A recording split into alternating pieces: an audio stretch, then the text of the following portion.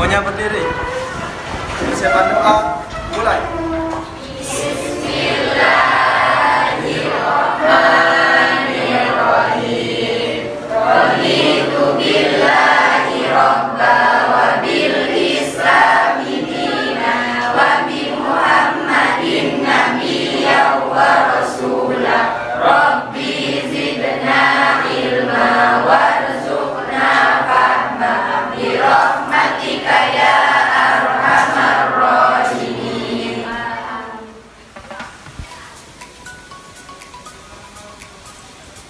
Selamat pagi anak-anak. Gimana kabarnya hari ini? Alhamdulillah. Semoga kita selalu diberi kesehatan dan tetap semangat untuk mengikuti pembelajaran pada pagi hari. Baiklah, ada yang tidak masuk? Masuk semua ya? Baiklah, sebelum kita memulai pembelajaran hari ini, apakah ada yang masih ingat pembelajaran di minggu kemarin? Saya, Bu. Ya, silahkan. Pada minggu kemarin kita telah mempelajari tentang kepemilikan harta, yang mana sebab-sebab kepemilikan harta itu ada 4. Di antaranya kepemilikan barang karena irozul mubahat, contohnya ikan di laut. Kemudian bil ukut seperti jual beli, selanjutnya minal mamluk dan dimiliki karena warisan. Terima kasih. Nah, bagus sekali Aminah. Baiklah anak-anak, kita sudah mengingat kembali tentang pembelajaran di minggu kemarin. Hari ini, Ibu akan memberikan satu video dan akan memutarkan untuk kalian. Silahkan dilihat dan diamati.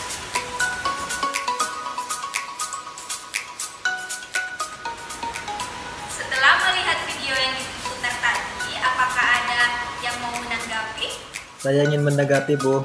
Menurut saya, dengan adanya online shop, kita dibuat semakin mudah. Berbelanja tidak perlu lagi ke pasar, cukup dengan smartphone saja. Namun, karena tidak bisa melihat langsung barangnya, barang yang kita beli seringkali tidak sesuai dengan yang kita harapkan, sehingga menimbulkan kekecewaan pada si pembeli. Terima kasih. Nah, bagus sekali Arifin. Selanjutnya, setelah kasus tadi ditanggapi, apakah ada yang ingin memberikan solusi? Saya, Bu. Ya, silakan. Menurut solusi saya, agar tidak ada yang dirugikan ketika membeli barang di online shop, yang pertama, meningkatkan ajaran agama bahwa menipu orang lain itu tidak baik. Lalu yang kedua, menyatakan deskripsi yang jelas pada gambar yang dijual, serta menampilkan gambar yang sesuai pada barang yang dijual. Yang ketiga, untuk pembeli bisa melihat rating atau bintang pada barang yang dijual, agar bisa melihat barang tersebut sesuai atau tidak.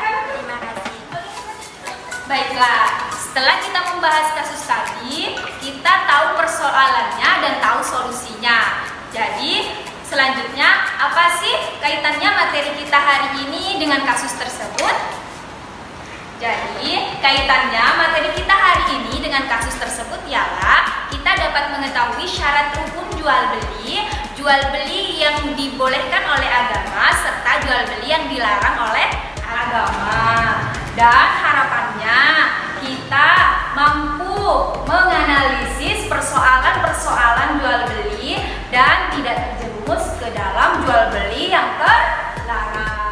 Baiklah, kali ini Ibu akan membacakan potongan ayat surat Al-Baqarah ayat 275.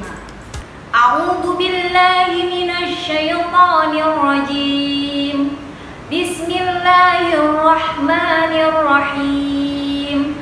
Alladzina yaquluna ar-riba la yaqumuna illa kama yaqumul ladzina yatahabbathu asy-syaitanu minal mas. Dzalika bi annahum qalu innamal bay'u mithlur riba wa ahallallahu al-bay'a wa harrama ar-riba. Shadaqallahul azim. Baiklah anak-anak, setelah Ibu membacakan potongan ayat tadi, apakah ada yang bisa menerjemahkannya? Saya, Bu. Ya, Uul, silahkan.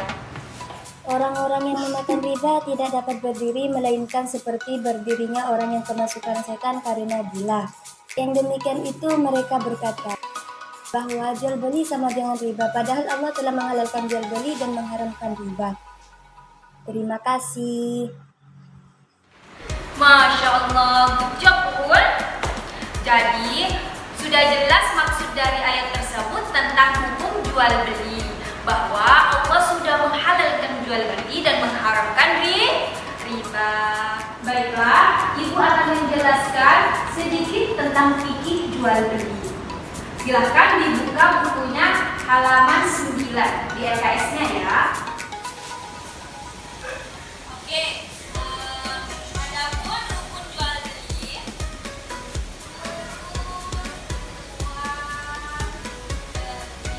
itu ada 4. Yang pertama yaitu penjual, yang kedua itu pembeli, yang ketiga apa itu? Banyak sekali barang atau harta yang diperjualbelikan. Kemudian yang keempat ada tukar dan ijab.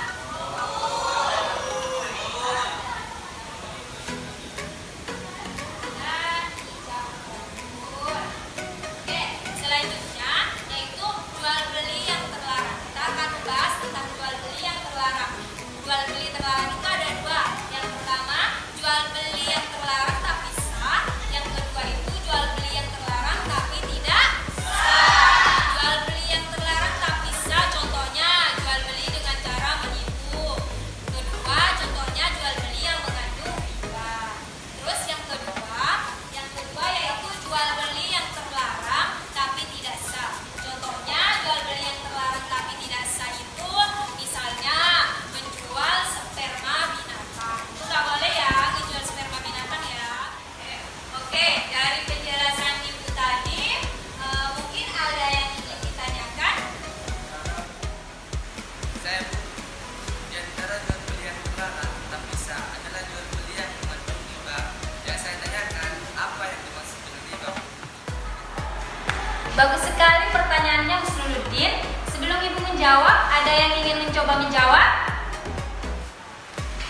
Saya, Bu. Riba adalah penambahan nilai barang tertentu dan penambahan jumlah pembayaran hutang. Terima kasih. Oke, bagus sekali Junaida. Jadi, riba adalah penambahan nilai barang tertentu dan penambahan pada hutang. Misalnya nih, Pak Adi meminjam uang kepada Pak Mamat sebesar 1 juta. Apabila dalam waktu 1 minggu, Pak Adi tidak bisa mengembalikan uang kepada Pak Mamat, maka uang tersebut harus dikembalikan sebesar 1.100.000 rupiah. Maka kelebihannya tersebut disebut riba.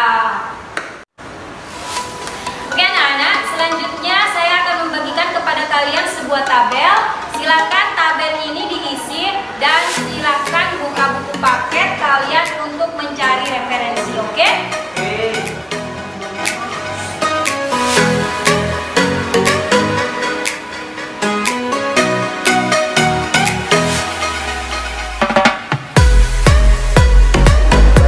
Anak-anak, waktu mengerjakan tabel sudah selesai.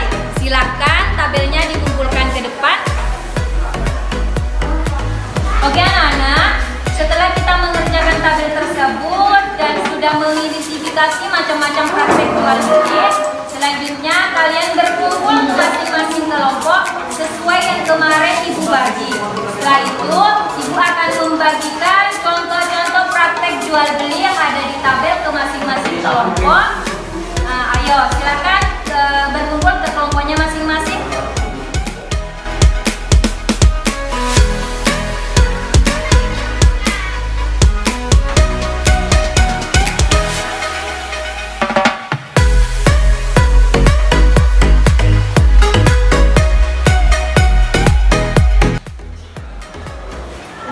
Oke anak-anak, kepada kalian masing-masing contoh jual beli yang terjadi di sekitar kita. Per kelompok akan saya bagikan satu kasus dan satu kertas. Kalian diskusikan bersama kelompok masing-masing, lalu presentasikan di depan kelas. Oke, paham?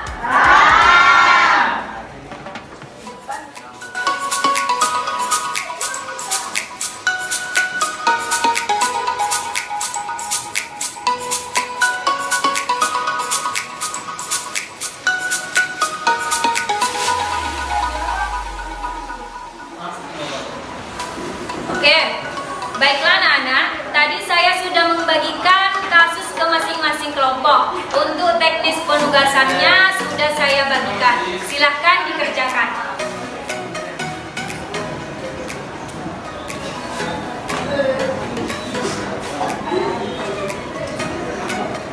Gimana, ada yang kesulitan?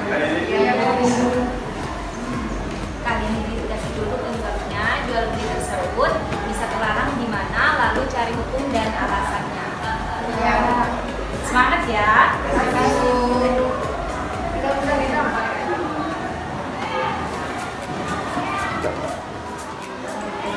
Baiklah, waktu berdiskusi sudah selesai.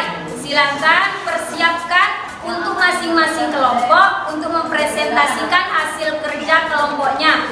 Untuk yang pertama, silahkan kelompok 1. Kasih aplaus dulu dong buat kelompok 1. Ayo kelompok 1 ke depan. Assalamualaikum warahmatullahi wabarakatuh. Waalaikumsalam warahmatullahi wabarakatuh. Kami dari kelompok 1 akan mempresentasikan hasil kerja dari kelompok kami dengan sudah bisa tapi terlarang. Kali kami juga. Sebelumnya kami akan memaparkan dulu kenapa dalam kasus jual beli tersebut disebut dengan riba. Contoh kasus yang kami dapatkan termasuk dalam jenis riba fadl, yaitu transaksi jual beli harta ribawi yang disertai dengan sesama jenisnya dan disertai dengan adanya melebihkan di salah satu barang yang dipertukarkan.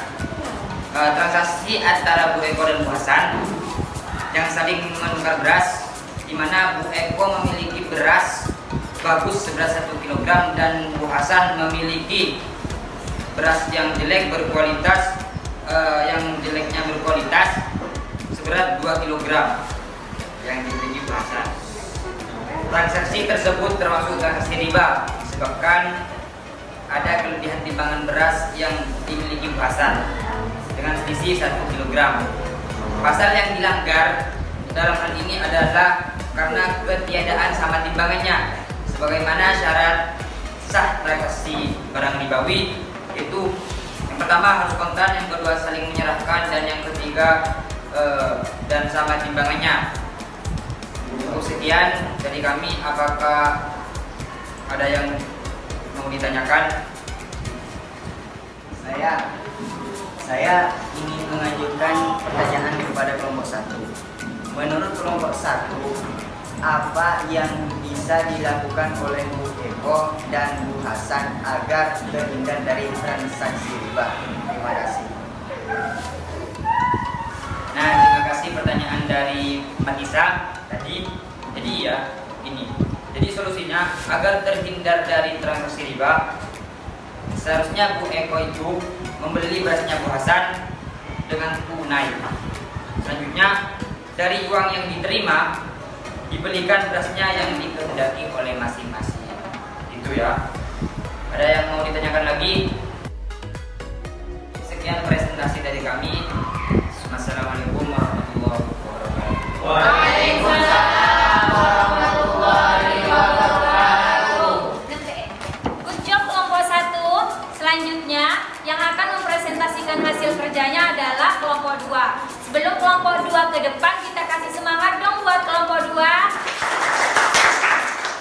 Oke, kelompok 2 silakan maju ke depan. Assalamualaikum warahmatullahi wabarakatuh. Waalaikumsalam warahmatullahi wabarakatuh.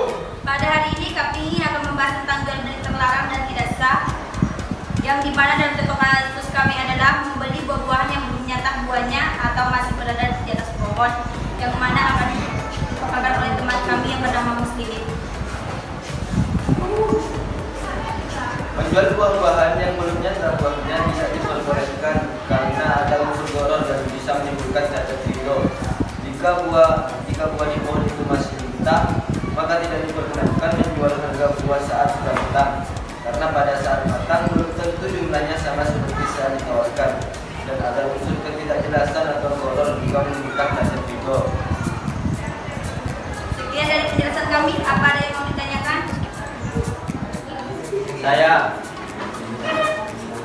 Terima kasih atas kesempatannya. Saya mau bertanya, bagaimana hukumnya menjual buah-buahan di atas pohon dalam waktu 1 tahun dengan ketentuan mengambilnya 3 kali? Terima kasih.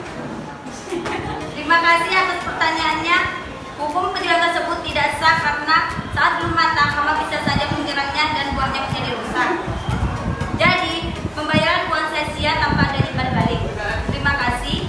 Apa ada yang mau ditanyakan lagi? Sekian dari penjelasan kami. Jika ada kesalahan, mohon maaf yang sebesar-besarnya. Assalamualaikum warahmatullahi wabarakatuh.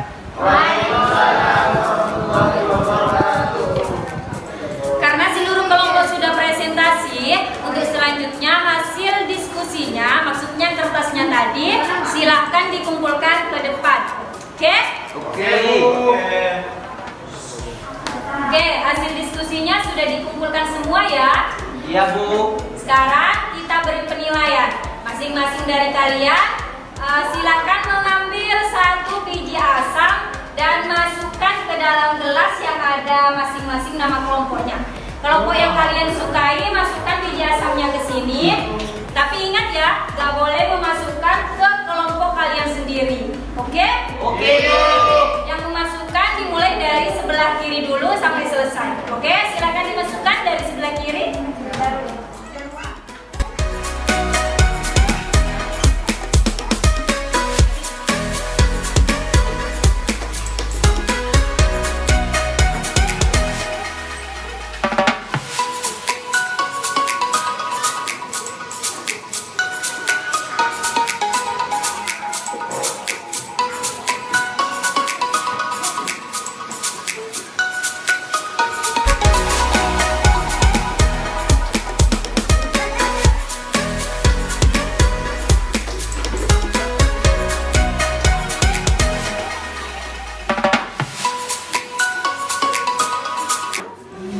Sudah semua ya? Iya. Oke, kita lihat nih mana sih kelompok yang paling banyak mendapatkan biji asam. Kita hitung dulu ya. Oke, yang paling banyak mendapatkan biji asam adalah kelompok 3. Jadi presentasi terbaik pada pertemuan kali ini adalah kelompok 3. Silakan dong kasih aplaus buat kelompok 3. Anak-anak, tadi kita sudah mempelajari tentang jual beli dan sudah berdiskusi. Selanjutnya, sebelum kita akhiri pertemuan hari ini, ada yang bisa membantu saya untuk menyimpulkan? Setelah mempelajari jual beli, saya dapat mengambil hikmah bahwa jual beli itu bernilai sosial terhadap sesama dan merupakan salah satu cara untuk menjadi spesial dan halal barang yang kita makan. Terima kasih. Oke, bagus sekali. Ada lagi? Dari pembelajaran hari ini, saya dapat menyimpulkan bahwa masih banyak praktek jual beli terlarang yang dilakukan dalam kehidupan sehari-hari dan seringkali tidak kita sadari. Menurut saya, dalam mempelajari hukum jual beli serta mengetahui mana saja praktek jual beli terlarang, kita lebih bisa berhati-hati dan melaksanakan sesuai dengan syariat Islam. Terima kasih. Bagus sekali. Jadi, kita sebagai umat muslim seharusnya mempelajari ketentuan-ketentuan yang ada pada jual beli, sehingga kita tidak terjerumus ke dalam jual beli yang dilarang oleh Allah Subhanahu wa taala. Dan kita juga dapat mengetahui hikmah-hikmah jual beli. Semoga kita selalu dalam lindungan Allah Subhanahu wa taala. Amin amin ya rabbal alamin. Baiklah anak-anak, selesai sudah pembelajaran kita pada hari ini.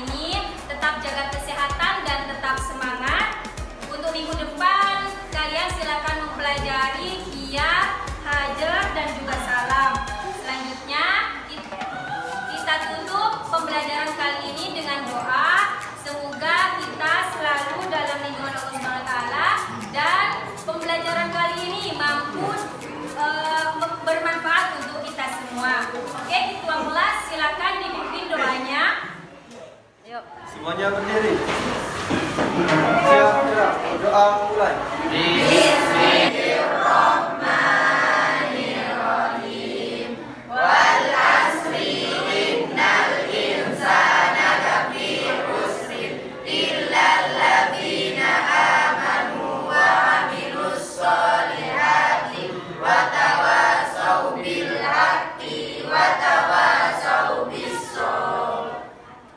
Doa selesai. Sekian dari saya. Assalamualaikum warahmatullahi wabarakatuh.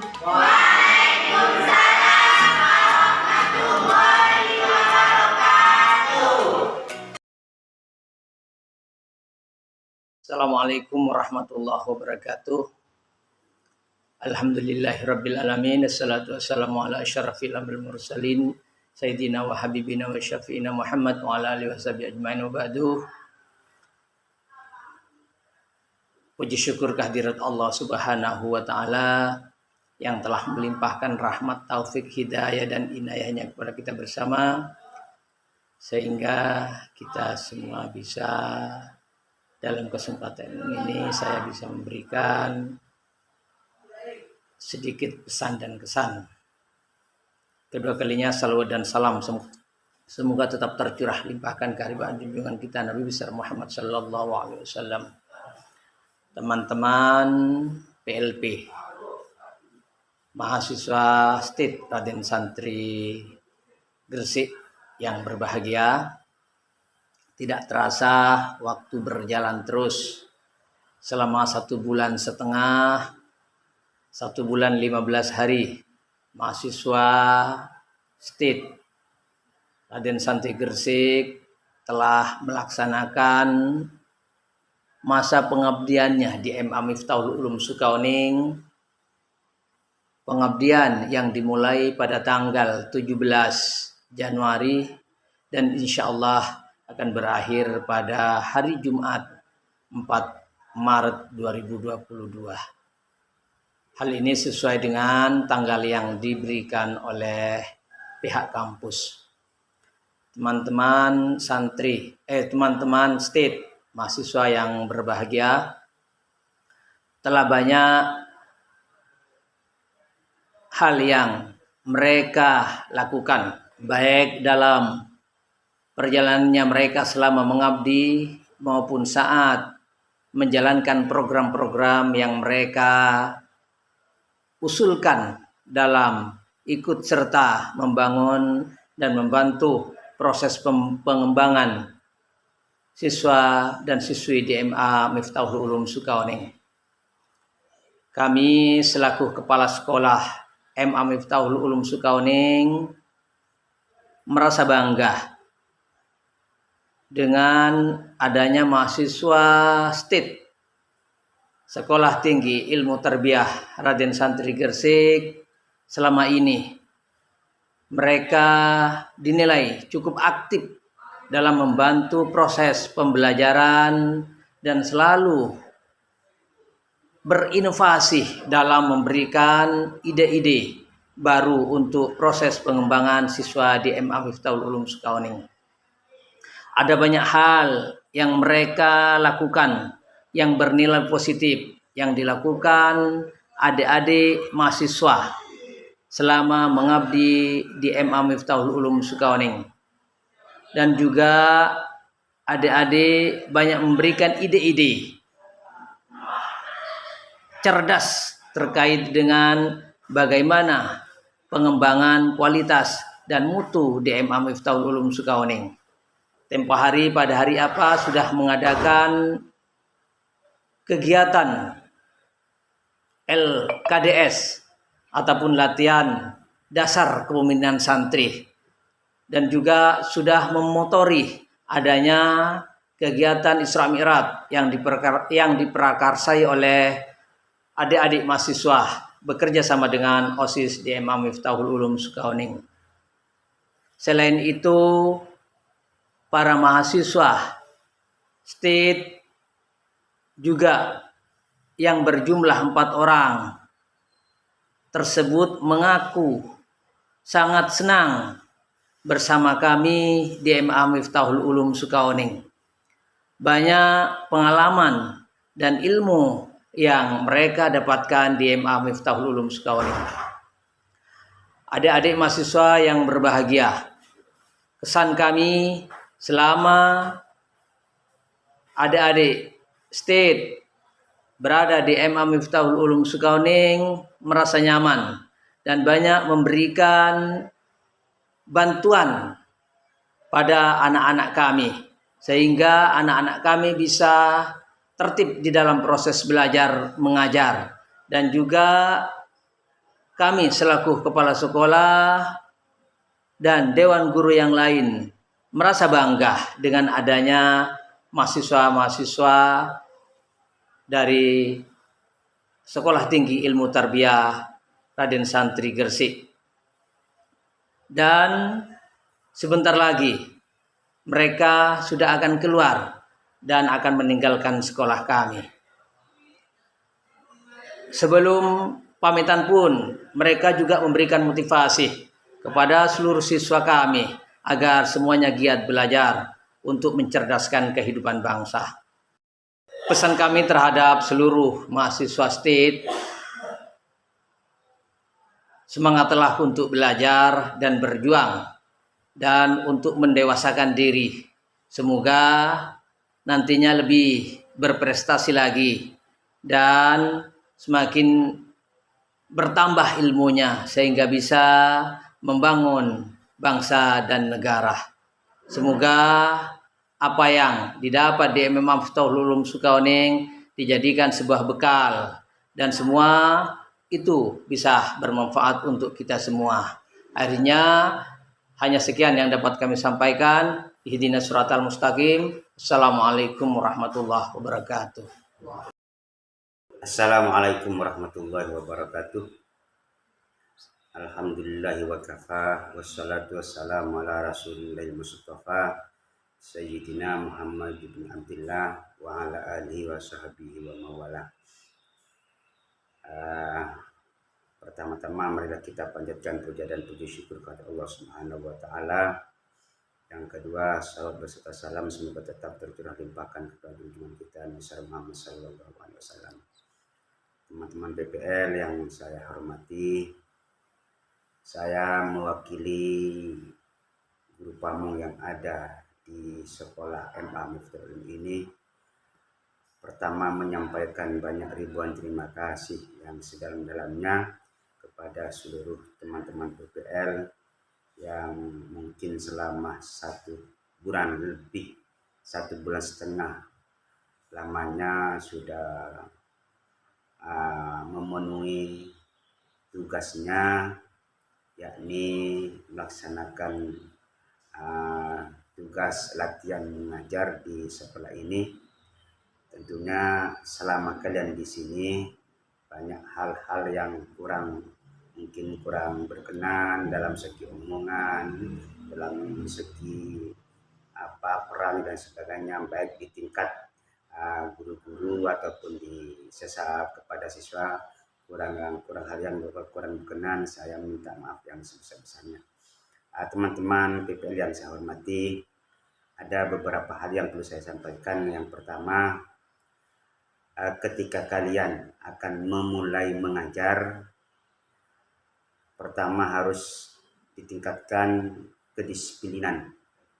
Dalam artian ketika kita masuk ke kelas harus tepat waktu, cara kita berpakaian misalnya harus rapi dan lain sebagainya, karena bagaimanapun juga kita selaku tenaga kependidikan, selaku guru, itu akan menjadi uswah, akan menjadi contoh kepada murid-murid kita, sehingga apa yang menjadi ucapan kita, tindak tanduk kita, tingkah laku kita, ini akan senantiasa diperhatikan dan dicontoh oleh anak-anak didik kita. Yang kedua, saya berharap kepada teman-teman PPL, ilmu yang sudah kalian punyai, ilmu yang kalian dapati selama ini, baik dari tingkat dasar sampai kepada tingkat sekolah yang paling tinggi di S1 ini, tentunya banyak ilmu yang kalian dapati. Saya minta sekali lagi kepada teman-teman PPL, janganlah berhenti di situ saja. Harus dikembangkan. Ilmu yang kalian miliki harus dikembangkan dan digunakan, dimanfaatkan. Artinya ya disalurkan, diberikan kepada orang-orang yang membutuhkan. Karena saya ingat kepada salah satu seorang guru mengatakan afdhalut turuq thariqatut ta'lim wa ta'allum, bahwa seutama-utama tarikah, seutama-utama jalan yaitu jalannya orang yang belajar dan mengajar. Artinya apa? Artinya kalau kita status guru, orang yang sedikit punya ilmu, ini harus selalu dikembangkan. Kalau toh misalkan ketepatan kita nanti di rumah misalnya, tidak hidup di lingkungan sekolah, ini jangan berhenti menyampaikan ilmu kepada orang lain, paling tidak kepada keluarga kita, kepada anak kita. Karena sekali lagi saya katakan bahwa seutama-utama jalan adalah jalan orang yang belajar dan mengajar. Teman-teman PPL yang saya hormati, yang terakhir saya sampaikan bahwa selama kalian di sini sekurang lebih 1,5 bulan, ini bisa memberikan warna baru, bisa memberikan situasi baru, utamanya kepada siswa dan siswi kami di kelas. Mungkin karena kalian seseorang yang baru, tentunya ada ilmu yang baru pula yang didapat oleh siswa-siswi kami.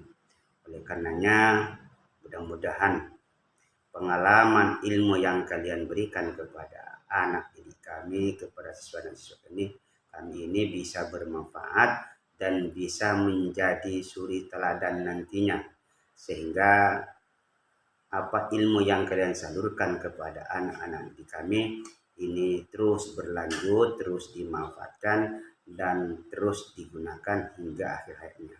Dan mudah-mudahan sekali lagi ilmu yang kalian berikan kepada didik kami ini menjadi ilmu yang barakah, manfaat fid dini wad dunya wal akhirah. Mungkin sekian dan demikianlah sekedar kata sambutan, pesan dan kesan dari kami. Akhirul kalam wa afu minkum. Assalamualaikum warahmatullahi wabarakatuh.